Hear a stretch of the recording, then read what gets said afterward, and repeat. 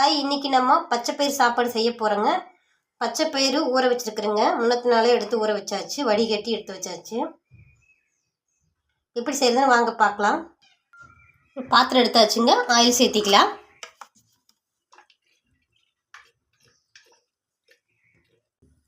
Oil காஞ்சிருச்சுங்க. கடுகு போட்டுக்கலாம். பச்சை மிளகாய் சேர்த்துக்கலாங்க. 4 வெள்ளைப்பூண்டு பல்லுங்க. பெரிய வெங்காயம் பாதி, சின்ன வெங்காயம் பாதி கட் பண்ணி வச்சுருக்குது. கருவேப்பிலை,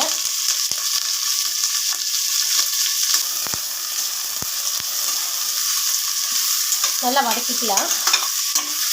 கொஞ்சம் கோகோனட் ஆயில் சேர்த்திக்கலாங்க, டேஸ்ட் நல்லா இருக்குங்க. அப்புறம் வெங்காயம் நல்லா வதங்கிருச்சு. இப்போ நம்ம தக்காளி ஆட் பண்ணிக்கலாம்.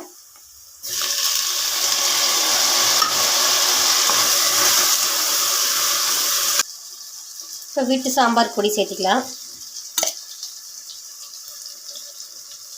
உங்களுக்கு வேணால் கடை சாம்பார் பொடி சேர்த்திக்கலாங்க. மிளகாத்தூள் 1 ஸ்பூன், மல்லித்தூள் கொஞ்சமாக, பெருங்காயப்பொடி, உப்பு,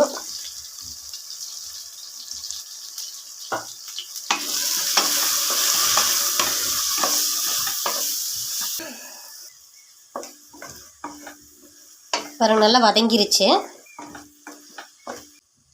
இப்போ ஊற வச்ச பச்சை பயிறு சேர்த்துக்கலாங்க.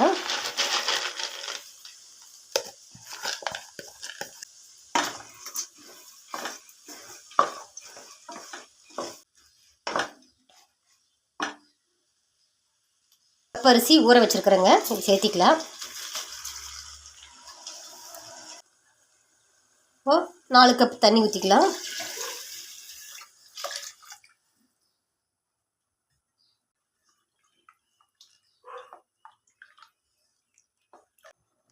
இப்போ கொதிக்க ஆரம்பிச்சிருச்சு. இப்போ பெப்பர் தூள் கொஞ்சமாக சேர்த்திக்குங்க.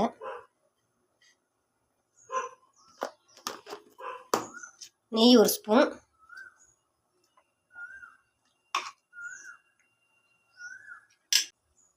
இங்கே போட்ட உப்பை இப்போ இந்த ஸ்டேஜில் நீங்கள் டேஸ்ட் பாருங்கள், கரெக்டாக இருக்கான்னு.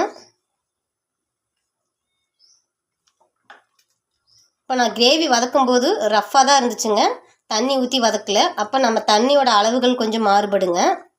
நம்ம தண்ணி ஊற்றி வதக்கும்போது அதுக்கு தகுந்த மாதிரி தண்ணி அளவு மாறுபடும். உங்களுக்கு ஏற்ப நீங்கள் தண்ணி அளவு வச்சுக்கோங்க. இந்த ஸ்டேஜில் க்ளோஸ் பண்ணிடலாங்க.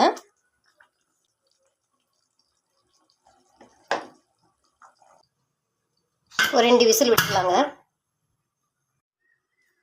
சாப்பாடு ரெடி ஆயிடுச்சுங்க. ஓப்பன் பண்ணி பார்த்துடலாம்.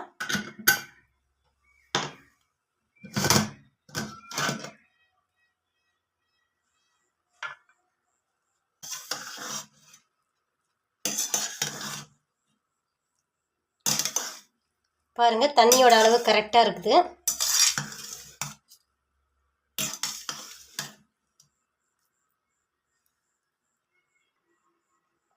பாருங்கள், பச்சை பட்டாணி சாப்பிட ரெடி ஆயிடுச்சு. இதே மாதிரி நீங்களும் செஞ்சு ட்ரை பண்ணி பாருங்கள், சூப்பராக இருக்கும்.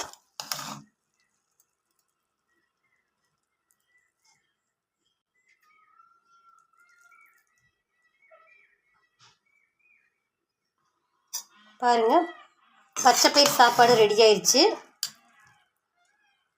பாருங்கள், கரெக்டான பக்குவத்துக்கு வந்துடுச்சு. இதே மெத்தடில் நீங்கள் செஞ்சு ட்ரை பண்ணி பாருங்கள்.